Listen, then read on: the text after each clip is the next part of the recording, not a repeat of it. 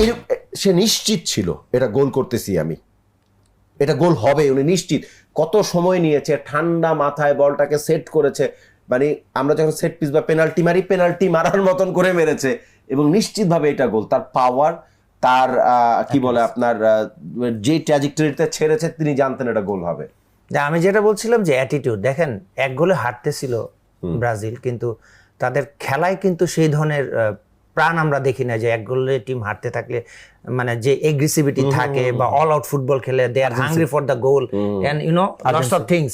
So ওইটা কিন্তু আমরা দেখি না, এবং তারা আর্জেন্টিনার ভেতরে দেখলাম না, হ্যাঁ তারা ভেবে নিয়েছে তারা 1 গোলেই মনে হয় হেরে যাবে এবং সুযোগ থাকলে হয়তো গোল করবে। দেখেন ওই গোলটা যদি না হতো তাহলে কিন্তু চিত্রপট অন্যরকম হতে পারতো। এবং হাল্যান্ডের গোলটা আমার কাছে একটু অবাকই লেগেছে।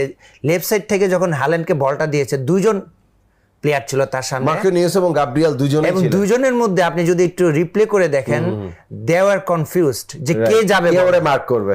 সো এই ভাবতে ভাবতে রাইট সাইড থেকে যে প্লেয়ারটা ছিল সে গিয়েছে, এবং এটা অ্যাগ্রেসিভ ছিল না, মনে হচ্ছে যে রন্দ খেলছে, কোনো রকম সামনে গিয়েছে।